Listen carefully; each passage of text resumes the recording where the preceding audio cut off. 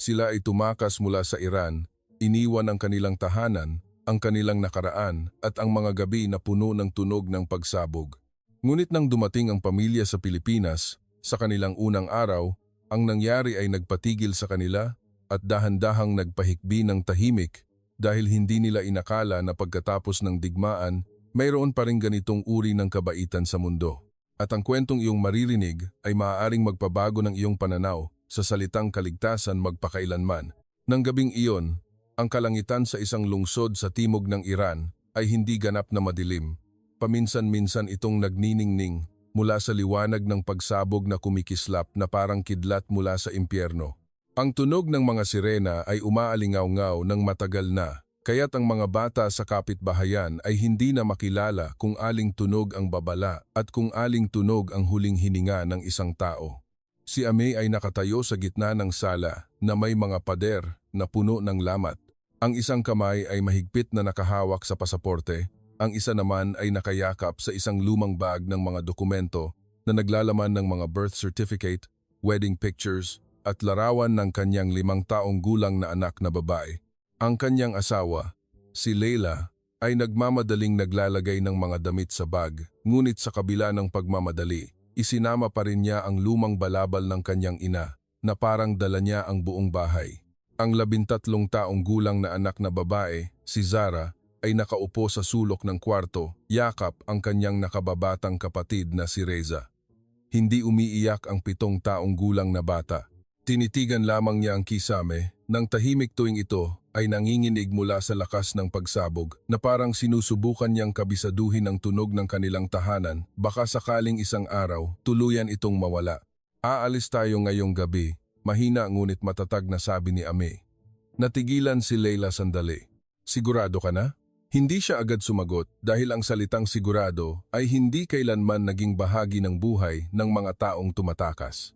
Tumingin lamang siya sa bintana na tinakpan ng makapal na tela upang harangan ang mga bubog at inisip ang kanyang maliit na tindahan ng libro na wala na marahil ngayon. Kung mananatili tayo, ang mga bata ay walang kinabukasan. Ang sagot na iyon ay nagpatahimik sa buong silid, isang katahimikan na hindi nagtagal dahil biglang dumaan muli ang panginginig sa sahig ng bahay. Umindayog ang lampara at isang salamin ang nabasag ng malakas. Nagulat si Reza at mahigpit na yumakap sa kanyang kapatid. Bumulong si Zara, ligtas ba talaga ang Pilipinas, tatay? Lumuhod si Ami sa harap niya. Inilagay ang kamay sa ulo ng kanyang anak ng buong lambing kahit nanginginig ang sarili niyang kamay. Hindi ko alam kung ano ang mangyayari doon, anak, pero alam kong kailangan nating magkaroon ng pagkakataong magsimulang muli. Nang gabing iyon, umalis sila sa bahay nang hindi na lumingon nang matagal, hindi dahil hindi nila mahal, kundi dahil alam nilang lahat na kung lilingon sila sa bahay nang masyadong matagal, baka wala na silang sapat na lakas para magpatuloy.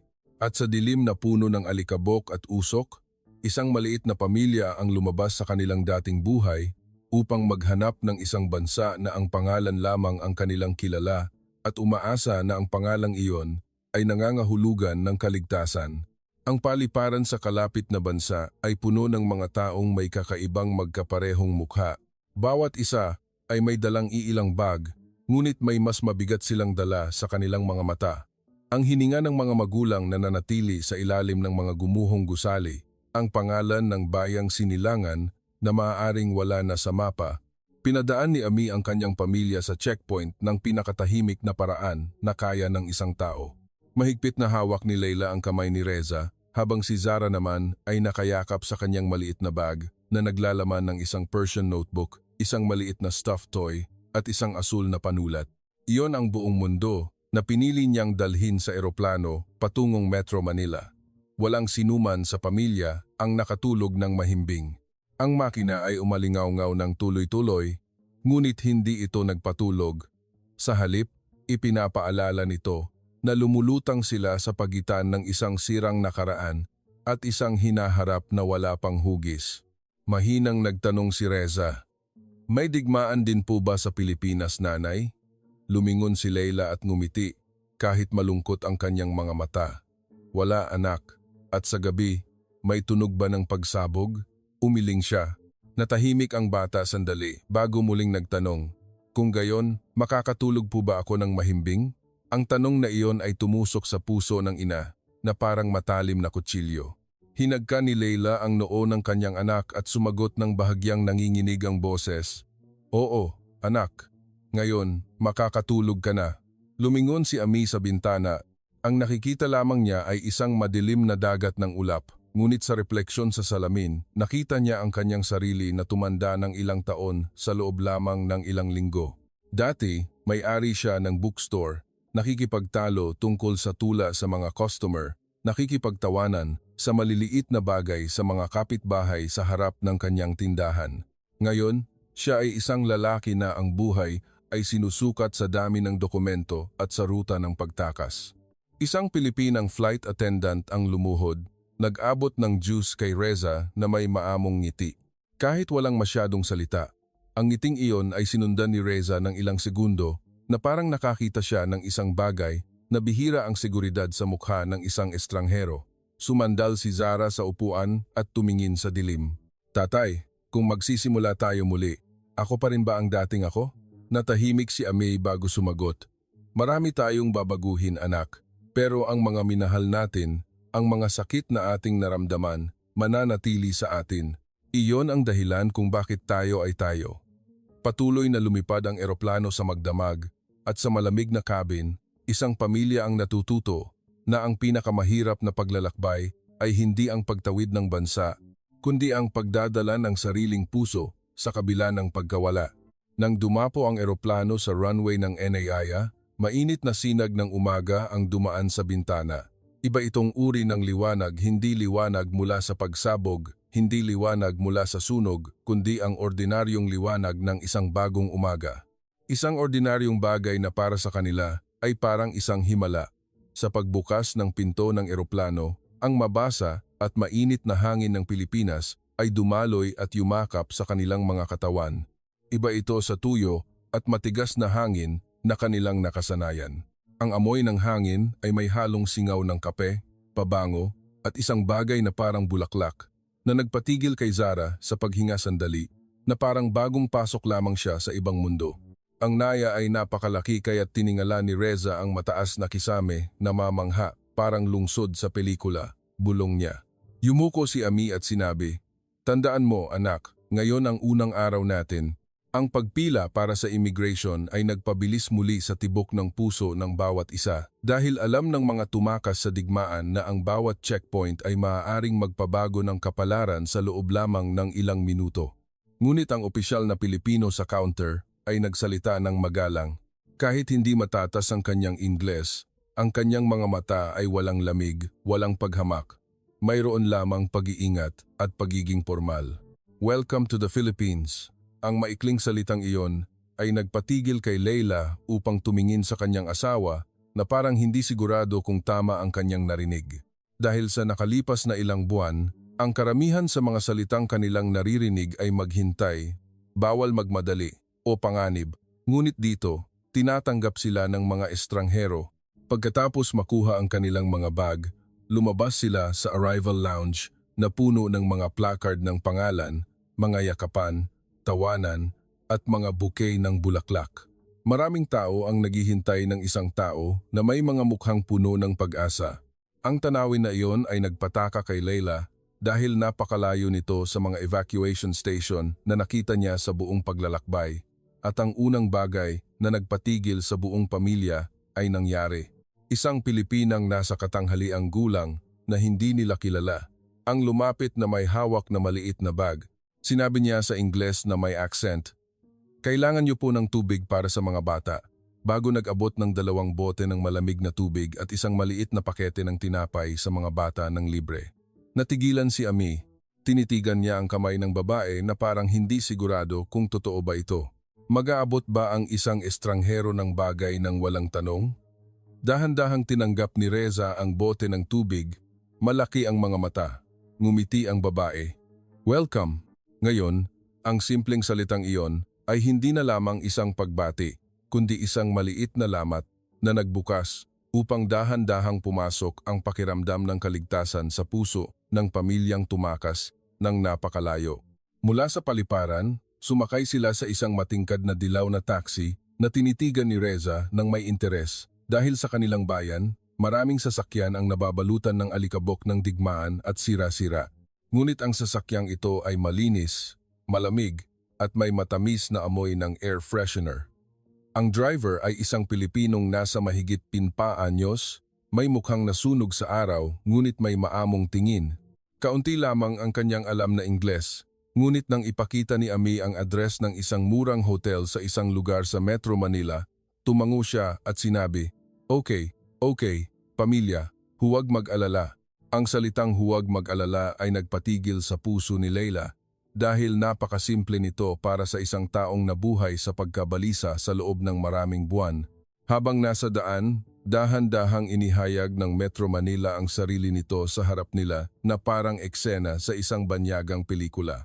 Maraming sasakyan ang dumadaan sa malalawak na kalsada. Ang mga karatula ng tindahan ay puno ng mga titik ng Filipino na parang nagsasayaw. Ang mga monghe na nakasuot ng orange na kasuotan ay naglalakad sa bangketa. Ang malalaking shopping mall ay nakatayo sa tabi ng maliliit na tindahan ng mami at higit sa lahat, ang lungsod na ito ay maingay buhay, hindi ang ingay ng nalalapit na kamatayan. Walang sumisigaw, walang tumatakbo, walang itim na usok, walang gumuhong gusali. Mayroon lamang tunog ng mga busina, tunog ng mga taong nag-uusap, tunog ng mga sasakyang dumadaloy, tunog ng isang lungsod na patuloy na nabubuhay ng normal. Tinitigan ni Zara ang labas ng bintana nang hindi kumukurap. Bakit po ang normal ng mga tao? Ang tanong niya ay nagpatigil kay Ami. Dahil ang pagiging normal ay isang bagay na hindi napapansin ng ordinaryong tao, ngunit para sa mga tumakas sa digmaan, ang pagiging normal ay isang himala. Natigil ang sasakyan sa harap ng isang pedestrian lane. At ang ikalawang bagay na nagpatigil sa kanila ay nangyari. Ilang sasakyan ang huminto upang makatawid ang dalawang batang estudyante sa kalsada. Iyon lang, ngunit sa mga mata ni Ami, ang tanawing iyon ay kasing lakas ng kidlat. Tinitigan niya ito na parang hindi maproseso ng kanyang utak isang lungsod kung saan humihinto ang mga sasakyan para sa mga bata na tumawid sa kalsada, isang lungsod kung saan ang pagmamadali ay nagbibigay pa rin ng espasyo para sa kaligtasan. Ito ay isang ordinaryong tanawin na matagal na niyang hindi nakikita. Lumingon ang driver ng taxi at tumawa ng mahina. Manila traffic pero ang mga tao mababait. Lumingon si Reza sa kanyang ama at nagtanong, Tatay, dito po walang takot mamatay? Mahigpit na ipinikit ni Ami ang kanyang bibig bago sumagot ng mahina. Lahat ay natatakot, anak. Ngunit dito, hindi nila kailangang matakot bawat minuto. At biglang, lumingon si Leila sa labas ng bintana. Ayaw niyang makita ng sinuman ang kanyang luha dahil natuklasan lamang niya ang isang bagay na mas nakakagulat kaysa sa malaking lungsod o anumang bagong karanasan. Ito ay ang makasama sa isang lugar kung saan ang kaligtasan ay hindi isang luho kundi isang bahagi ng pang-araw-araw na buhay. Ang hotel na kanilang binook ay hindi marangya. Ito ay isang makitid, ilang palapag na gusali na nakatago sa isang eskinita. Mayroon itong maliit na counter, lumang kahoy na mesa, isang mabagal na umiikot na bentilador, at ang kakaibang malinis na amoy ng floor cleaner. Ang may-ari ng hotel ay isang maliit na Pilipinang nagngangalang Aling Nena. Isa-isang salita ang kanyang Ingles, ngunit ang kanyang mukha ay mas nakakapagpahayag kaysa sa mahabang pangungusap. Nang makita niya ang dalawang bata, agad siyang ngumiti ng malapad at kumuha ng candy mula sa isang malinaw na bote, inabot kay Reza at Zara. Para sa inyo. Tumingin si Reza sa kanyang ina, bago nag-aatubiling kumuha, habang si Zara naman ay kinuha at mahinang sinabi, Salamat po. Inihatid sila ni Aling Nena sa kanilang kwarto sa ikatlong palapag. Mas maliit ito kaysa sa inaasahan, may 2 kama, isang maliit na ref, isang lumang mesa, cream-colored na kurtina, at isang bintana na nakikita ang mga nakalawit na kawad ng kuryente sa kalangitan. Ngunit nang magsara ang pinto, namayani ang katahimikan sa buong silid, hindi katahimikan ng kawalan, kundi katahimikan na walang kasunod na pagsabog. Lahat sila ay nakatayo ng tahimik na parang walang sino man ang naglakas loob na gumalaw bago sila maging sigurado na ang katahimikang ito ay totoo. Dahan-dahang inilapag ni Ami ang kanyang bag. Umupo si Leila sa gilid ng kama at tumingin sa paligid ng kwarto. Lumakad si Reza at hinawakan ang kurtina habang dahan-dahang binuksan ni Zara ang bintana. May tunog ng motorsiklo na dumadaan, tunog ng tindera sa malayo at tunog ng mga ibon. Mga ibon, dahan-dahang ipinikit ni Zara ang kanyang mga mata dahil hindi na niya matandaan kung kailan huli siyang nakarinig ng tunog ng mga ibon nang walang kasamang tunog ng sirena.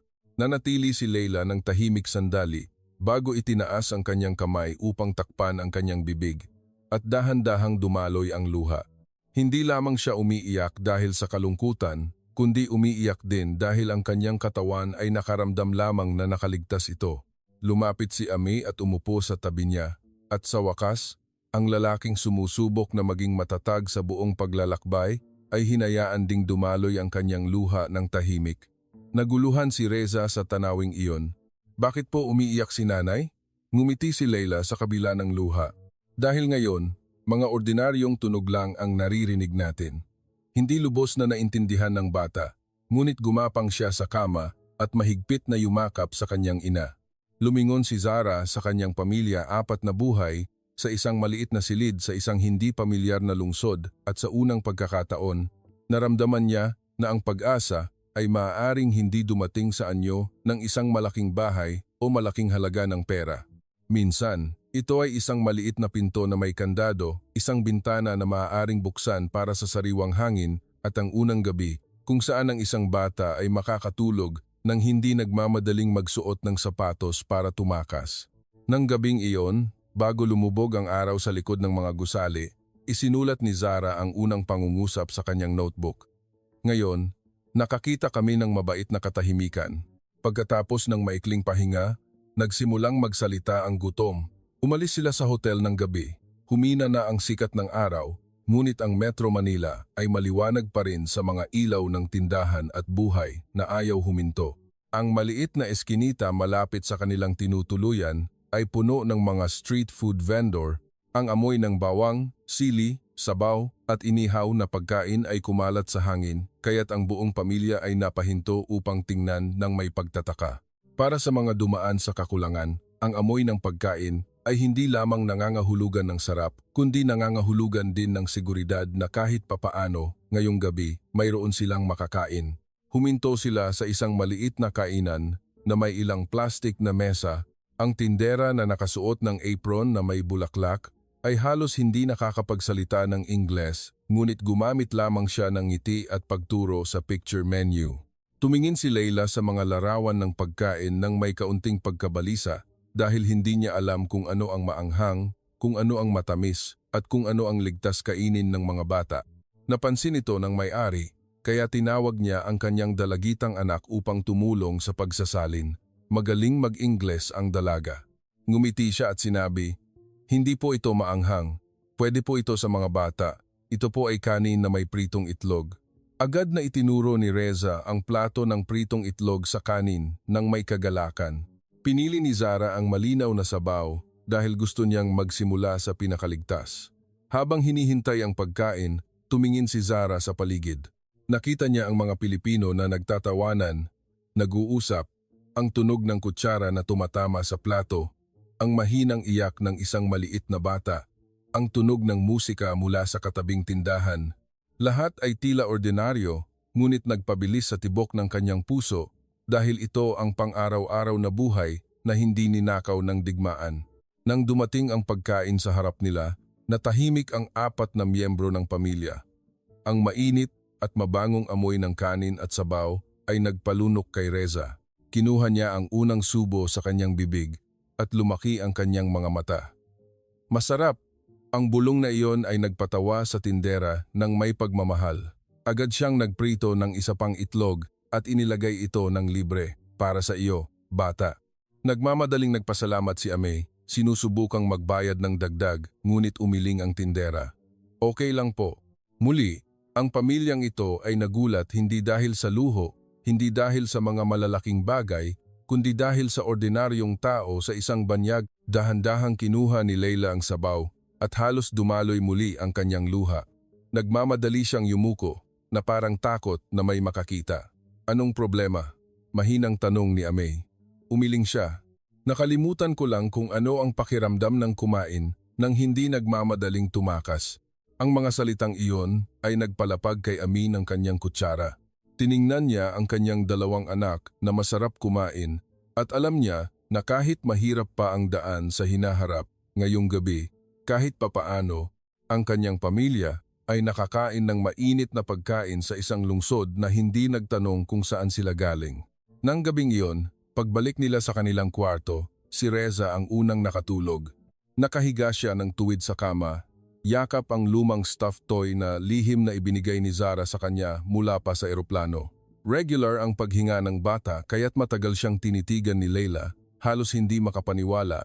Sa nakalipas na mga buwan, si Reza ay madalas na nagigising sa hating gabi, minsan umiiyak, minsan tumatakbo upang magtago ng hindi namamalayan. Ngunit ngayong gabi, mahimbing siyang natulog mula pa nang magsimula ang gabi, na parang nalaman ng kanyang katawan bago ang sinuman na walang sasabog dito. Nakahiga si Zara sa isa pang kama, ngunit hindi pa natutulog. Pinaikot-ikot niya ang kanyang notebook sa ilalim ng mahinang ilaw. Nanay, mas malinaw ko nang natatandaan ang tunog ng digmaan kaysa sa tunog ng bahay namin. Natigilan si Leila. Lumakad siya at umupo sa tabi ng kanyang anak. Hinaplos ang kanyang mahaba at bahagyang magulong itim na buhok mula sa paglalakbay. Dahan-dahan, magiging maayos ang lahat. Paano kung hindi? Ang tanong na iyon ay ayaw sagutin ng sinumang ina. Ngunit alam ni Leila na ang isang 13 taong gulang ay hindi nangangailangan ng magandang pampalubag loob. Kailangan niya ng katotohanan. Kung gayon, matututo tayong mamuhay kasama nito, mahinang sabi ni Leila. Ang ilang sugat ay hindi nawawala, ngunit humihinto ang pagdurugo. Dahan-dahang tumango si Zara. Sa labas ng bintana, patuloy ang tunog ng lungsod, mga sasakyang dumadaan, mga asong tumatahol, tawanan ng mga tao mula sa malalayong kainan, ngunit walang tunog na nagpatalon sa sinuman upang magtago sa ilalim ng mesa. At iyon ang nagpataka sa maliit na silid na ito na parang may mahika. Pinatay ni Ami ang malaking ilaw, iniiwan lamang ang maliit na lampara sa tabi ng kama. Sumandal siya sa pader, tinitigan ang simpleng kisame na walang lamat, walang alikabok na nahuhulog, at mahinang nagtanong sa kanyang asawa, "Sa tingin mo, makakabuo ba tayo ng bagong buhay?" Tiningnan ni Leila ang kanilang 2 anak bago sumagot, "Hindi ko alam kung gaano kalaki ang ating mabubuo, pero alam kong kailangan nating bumuo." Dahan-dahang lumipas ang oras hanggang sa hating gabi. Sa wakas, lahat sila ay natulog. At ang pinaka nakakagulat na nangyari sa unang araw ay nangyari bandang umaga. Ang buong pamilya ay nagising sa tunog ng mga ibon at sikat ng araw na dumaan sa kurtina, hindi tunog ng pagsabog, hindi tunog ng sirena, hindi tunog ng mga taong sumisigaw para tumakas. Idinilat ni Zara ang kanyang mga mata at nanatiling nakahiga. Matagal niyang pinakinggan ang tunog ng mga ibon na parang mawawala ito kung siya ay gagalaw. Umupo si Reza at nagsalita ng antok ngunit puno ng pagtataka. "Nanay, umaga na po ba?"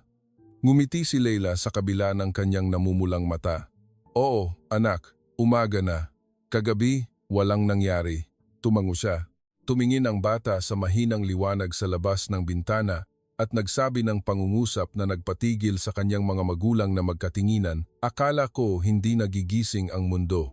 Ngunit ang bagong umaga ay hindi lamang puno ng kabaitan." Pagkatapos humupa ang ginhawa, dahan-dahang pumasok ang katotohanan. Nakaupo si Ami sa maliit na mesa sa kwarto, binubuksan at tinitingnan muli ang lahat ng dokumento, pasaporte, natitirang pera, address ng tanggapan ng refugee, at numero ng telepono ng isang Iranyano na inirekomenda ng isang kaibigan. Mas kaunti ang halaga ng pera sa puting sobre kaysa sa pinaniwalaan niya. Mas malaki ang gastos ng pagtakas kaysa sa inaakala, at ang pagsisimula sa isang bagong bansa ay hindi kailanman mura. Isinulat niya ang mga numero sa papel, hotel, bayad sa panunuluyan, pagkain, transportasyon, at natuklasan na ang kaligtasan mismo ay may nakakatakot na presyo. Napansin ni Leila ang ekspresyon ng kanyang asawa. Alam niya agad kung ano ang iniisip niya. "Ame, ilang linggo pa, kung mag-iingat tayo ng husto." Ang katahimikan na iyon ay mas mabigat kaysa sa mga direktang salita. Nakaupo si Zara sa dulo ng kama, nakikinig. Kahit sinusubukan ng mga matatanda na magsalita ng mahina, ang isang bata na dumaan sa digmaan ay maaaring makarinig ng pagkabalisa mula sa paghinga. Babaliik ba tayo? Ang tanong na iyon ay nagpalamig agad sa buong silid. Hindi. Mabilis na sagot ni Amey, kaya't narinig na ayaw niyang magkaroon ng posibilidad na iyon. Maghahanap tayo ng paraan para manatili. Pagkatapos, tinawagan niya ang Iranyano gamit ang ibinigay na numero. Pagkatapos ng ilang minutong paghihintay, sinagot ang tawag. Ipinakilala niya ang kanyang sarili bilang Fahar, na ilang taon nang nasa Pilipinas at masaya siyang magbigay ng paunang payo. Ang tunog ng wikang Farsi mula sa telepono ay nagpabuntong hininga kay Leila ng may ginhawa na parang nakakita siya ng isang maliit na tulay pabalik sa dating pamilyar na mundo. Nagpayo si Fahar tungkol sa pagrerehistro para sa tulong, paglalakbay sa lungsod at binalaan na huwag agad magtiwala sa sinuman. Kahit mas ligtas ang Pilipinas, ang buhay ng isang refugee ay marupok pa rin. Hindi ito paraiso, direkta niyang sinabi, ngunit ito ay pahingahan para sa inyo. Paulit-ulit na nagpasalamat si Amey.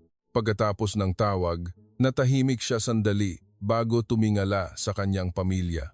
Hindi pa tayo ganap na ligtas, ngunit nasa lugar tayo kung saan mayroon pa ring mga pagpipilian. Tumango si Leila dahil iyon ang katotohanan na kailangan nilang tanggapin. Hindi binura ng Pilipinas ang kanilang nakaraan, hindi nito inayos ang lahat ng problema sa isang gabi, at hindi nito ginawang mas madali ang bukas ng automatiko. Ngunit dito, kahit papaano, maaari nilang isipin ang kinabukasan ng hindi tumatakas. Habang nag-iisip, binuksan ni Zara ang kanyang notebook at sumulat ng isa pang pangungusap. Ang pag-asa ay hindi isang pintong biglang bumubukas ng maluwag. Minsan, ito ay isang maliit na bintana lamang na nagbibigay ng sapat na hangin upang makahinga. Hindi madaling matapos ang unang araw. Inischedule ni Fahar na magkita sila sa isang maliit na tindahan ng tsaa malapit sa isang abalang lugar sa Metro Manila kinagabihan. Nag-aatubili si Amey, ngunit sa huli ay nagpasya siyang pumunta dahil sa isang lungsod kung saan lahat ay bago. Ang makakita ng isang taong nakakapagsalita ng kapareho nilang wika ay maaaring mas mahalaga kaysa sa ginto. Ang tindahan ng tsaa ay nakatago sa isang lumang commercial building. May amoy ng matapang na tsaa, matamis na pastry at mahinang Persian music. Nang bumukas ang pinto, natigilan si Zara sa paglalakad dahil narinig niyang muli ang kanyang inang wika sa hangin. Sa isang sandali, parang nagtagpo ang Pilipinas at Iran nang mahina sa harap ng maliit na tindahan na ito. Si Fahar ay isang 40 anyos na lalaki, may bahagyang kulay abong buhok, at ang kanyang mukha ay may mga kunot mula sa maraming pinagdaanang paghihirap. Tumayo siya, mahigpit na hinawakan ang kamay ni Amey, at niyakap siya na parang matagal na silang magkakilala, kahit ngayon pa lamang sila nagkita. Maligayang pagdating, sabi niya sa Farsi. Nalulungkot ako na kailangan ninyong pumunta sa ganitong kalagayan, ngunit masaya ako na nakarating kayo. Muling napaluha si Leila, habang si Reza naman ay agad na kumain ng pastry na in-order ni Fahar nang walang pag-aatubili. Ang mga bata ang tanging nilalang na marunong tumanggap ng kabaitan nang walang pakiramdam ng pagkakasala. Isinalaysay ni Fahar ang kanyang kwento. Dumating siya sa Pilipinas na mas kaunti ang pera kaysa kay Amey. Nakatulog siya sa isang shared room kasama ang 5 iba pa. Gumawa siya ng lahat ng uri ng trabaho mula sa interpreter hanggang sa paghuhugas ng plato. Mahirap, pag-amin niya, ngunit makakahinga ka ng hindi nakikinig sa tunog ng pagsabog. Malaki ang nagbabago sa isang tao dahil doon. Tinulungan niya silang isulat ang ilang mahahalagang address sa papel. Sinabi kung paano sumakay ng LRT, MRT, kung paano bumili ng SIM card, at binalaan pa na ang ilang pagkain sa Pilipinas ay maanghang na makakapagpaiyak, hindi dahil sa emosyon. Sa unang pagkakataon sa loob ng ilang buwan, malakas na tumawa ang lahat, at habang nag-uusap sila, ang Pilipinong may-ari ng tindahan ng tsaa na walang naintindihan sa kanilang usapan ay nagdala ng isang mangkok ng prutas ng libre para sa mga bata na may ngiti muli. Tiningnan ni Amey ang tanawing iyon isang Iranyano. na tumutulong sa mga Iranyano sa isang tindahan na pag-aari ng isang Pilipino sa Metro Manila at naramdaman niya na ang kanyang sirang mundo ay dahan-dahang tinatahi ng mga kamay ng mga estranghero. Tumingin si Zara sa labas ng bintana, nakita ang mga taong nagmamadaling dumadaan sa kanilang sariling buhay. Walang sino man ang nakakaalam na sa loob ng maliit na tindahan na ito, isang pamilya ang dahan-dahang bumabalik sa kanilang pagiging tao. Naisip niya na marahil ang bagong tahanan ay hindi lamang nagmumula sa isang lugar, kundi nagmumula sa mga taong nagbibigay ng maliit na espasyo para tayo ay tumayo, nang hindi nagtatanong kung gaano tayo nasira. Pagkatapos magpaalam kay Fahar, dahan-dahan silang naglakad pabalik sa kanilang tinutuluyan. Ang mga kalsada sa Metro Manila ay puno pa rin ng matinding sikat ng araw, tunog ng mga sasakyan, at mga tao. Ngunit para kay Leila, biglang lumabo ang lahat nang bumilis ang tunog ng motorsiklo malapit sa kanya. Nagulat siya at nahawakan ng mahigpit ang kamay ni Zara. Ang kanyang puso ay kumalabog sa kanyang mga tadyang na parang gustong tumakas sa kanyang dibdib. Bumalik ang mga lumang alaala sa isang iglap, ang sumisipol na tunog ng missile, ang mga taong sumisigaw, ang kapitbahay na bumagsak sa kanto ng kalye, ang alikabok, at ang amoy ng nasunog na semento. Nanay, bulong ni Zara. Nagmamadaling lumapit si Ami upang alalayan siya. Tumango siya na parang gusto niyang sabihin na okay lang. Ngunit ang kanyang katawan ay masyadong tapat, nanginginig ito kaya't hindi niya ito maitanggi. Umupo sila sa isang bangko, sa ilalim ng puno sa gilid ng bangketa. Mahigpit na hinawakan ni Ami ang kamay ng kanyang asawa nang walang anumang sinasabi. Dahil ang ilang sakit ay hindi nangangailangan ng paliwanag, kailangan lamang nito ng isang taong hindi aalis. Tiningnan ni Reza ang kanyang ina nang malaki ang mga mata. Hindi pa niya nakasanayan na makita ang mga matatanda na nasisira, kahit na ang digmaan ang nagpabilis sa pagkasira ng mga matatanda bago ang mga bata. Pagkatapos ng ilang minuto, dahan-dahang bumalik ang paghinga ni Leila sa normal. Ipinikit niya ang kanyang mga mata at sumandal sa balikat ng kanyang asawa. Akala ko bumalik na. Hinagka ni Amay ang kanyang ulo ng mahina. Hindi na babalik. Ngayon, nandito na tayo, pero sa isip ko, naroon pa rin. Ang mga salitang iyon ay hindi kayang pagtalunan ng sinuman. Umupo si Zara sa kabilang panig at tahimik na niyakap ang kanyang ina habang inabot ni Reza ang kanyang maliit na kamay upang hawakan ang laylayan ng damit ni Leila na parang takot na mawala siya. Hindi naiintindihan ng bata ang psychological panic, ngunit alam niya kung paano iparating sa kanyang ina ang kanyang presensya. Sa wakas, idinilat muli ni Leila ang kanyang mga mata at tumingin sa kalsada sa harap niya, at natuklasan niya na ang mga sasakyan ay patuloy pa ring dumadaan, ang mga tao ay patuloy pa ring naglalakad, ang tindera ng prutas ay patuloy pa ring nagbebenta, ang mga estudyante ay patuloy pa ring nagtatawanan. Hindi bumagsak ang mundo dahil sa malakas na tunog kanina. Ito ay isang ordinaryong kalsada lamang sa isang mapayapang bansa, at iyon ang nagpakaintindi sa kanya nang masakit na ang pagtakas sa digmaan ay hindi nangangahulugang ang digmaan ay agad na tatakas din sa atin. Hindi lang tayo naglakbay sa iba't ibang bansa, dahan-dahang sabi ni Ami. Naglalakbay tayo palayo sa kung ano ang ginawa nito sa ating puso. Tumango si Leila, dumaloy muli ang luha, ngunit ngayon, hindi na niya ikinahiya na hayaan itong dumaloy sa ilalim ng sikat ng araw ng hapon sa Metro Manila. Isang babae na minsan ay kailangang maging matatag upang makaligtas, ay natututo na ang kaligtasan ay maaaring magsimula sa pagtanggap na masakit pa rin siya. Pagdating nila sa hotel, napansin ni Aling Nena ang ekspresyon ni Leila at alam niyang may hindi tama. Kahit hindi niya naintindihan ang wika, ang mga mata ng isang taong dumaan sa paghihirap ay makakabasa ng katahimikan. Kaya't nawala siya sa likod ng counter sandali bago bumalik na may 4 na baso ng mainit na tsaa. Inumin, mabuti. Iyon lang, walang mapilit na tanong, walang pagtatanong kung ano ang nangyari, walang pagkamayayamot na ang mga dayuhang customer ay nagdala ng problema.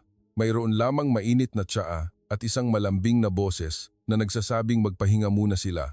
Umupo sila sa maliit na mesa sa lobby, umiinom ng tsaa ng tahimik. Ang mahinang amoy ng sampagita ay lumutang mula sa mga tasa. Ang singaw ay nagpakalma sa kapaligiran kaysa sa katotohanang kanilang kinaharap. Dahan-dahang kumalma si Leila habang nakatulog si Reza sa upuan dahil sa pagod sa mahabang araw. Tiningnan ni Zara ang kanyang kapatid at inilagay ang kanyang jacket sa kanya. Lumingon si Ami sa kanyang asawa, mga anak, si Aling Nena, ang mahinang ilaw at ang pinto ng hotel na bumubukas sa tahimik na eskinita. Naalala niya ang gabi bago, nang sila ay nasa ilalim pa ng tunog ng pagsabog at ikinumpara ito sa ngayon. Sa loob lamang ng isang araw, nabago ang kanilang mundo na halos parang ibang buhay. Alam mo ba kung ano ang pinaka-nakakagulat sa akin? Mahinang sabi niya sa Farsi. Tiningnan siya ni Leila, hindi ang matataas na gusali, hindi ang paliparan, hindi ang tren, hindi kahit ang seguridad, kundi ang katotohanan na ang mga tao dito ay mabait sa atin kahit hindi nila tayo kilala. Natigilan si Leila bago sumagot. Dahil matagal tayong nabuhay sa takot, kaya't nakalimutan na natin na mayroon pa ring kabaitan. Ang mga salitang iyon ay lumutang sa hangin ng napakaganda at malungkot ng sabay. Kinuha ni Zara ang kanyang notebook at sumulat muli. Sumulat siya tungkol sa kanilang unang araw. Sumulat siya na dumating sila sa Pilipinas at ang nagpataka sa kanila ay hindi dahil nakakatakot ito, kundi dahil mas mabait ito kaysa sa inaasahan nila.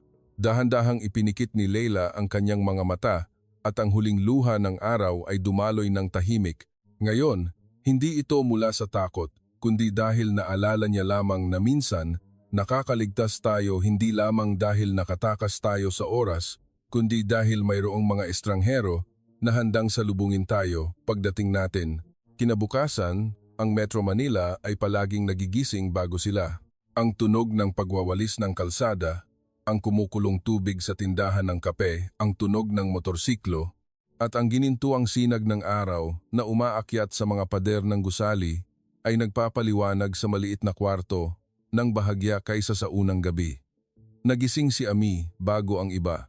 Nakatayo siya sa bintana, tinitigan ang mga kawad ng kuryente, ang mga kariton ng pagkain, ang buhay ng lungsod na patuloy na lumalakad nang hindi alam na may isang lalaking tahimik na nanunumpa sa kanyang sarili na hindi niya hahayaang malubog muli ang kanyang pamilya sa kadiliman.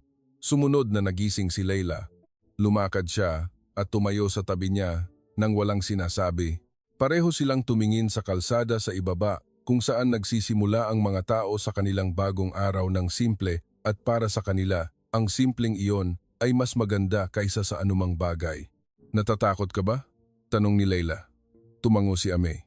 Oo, natatakot ako. Ako rin. Lumingon siya sa kanya.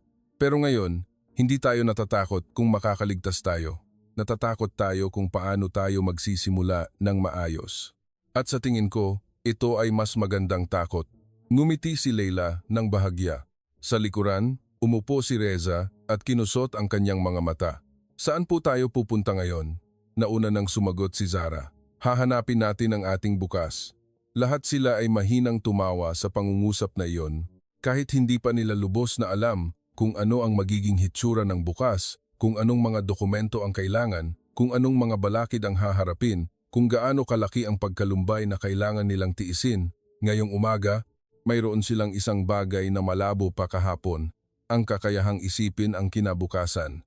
Bago umalis sa kwarto, kinuha ni Zara ang kanyang notebook, binuksan ang huling pahina ng unang araw at isinulat ang buod sa iilang linya. Dumating kami sa Pilipinas na may mga pusong sirang-sira. At sa unang araw, ang pinaka-nakakagulat sa amin ay hindi ang laki ng lungsod, hindi ang kakaibang wika, hindi ang init ng panahon, kundi ang katotohanan na ang mundo ay mayroon pa ring mababait na tao at mayroon pa ring umagang dumarating ng walang tunog ng pagsabog. Dahan-dahang isinara niya ang notebook. Pagkatapos, dahan-dahang bumaba ang maliit na pamilyang Iraniano sa hagdanan ng hotel, bawat baitang, patungo sa mga kalsada ng Pilipinas na hindi pa lubos na nakakakilala sa kanilang mga pangalan, ngunit nagbigay na ng pinakamahalagang regalo mula pa sa unang araw, ang simpleng katotohanan na kahit gaano pa kasira ang buhay, ang tao ay maaari pa ring maniwala sa kabaitan. Ang unang araw sa Pilipinas ay hindi lamang nagbago ng lugar kung saan sila nakatayo, kundi binago nito ang puso ng isang pamilya na minsan ay naniwala na ang mundo ay puno lamang ng takot upang muling maniwala na ang tao ay makapagbibigay pa rin ng pag-asa sa isa't isa.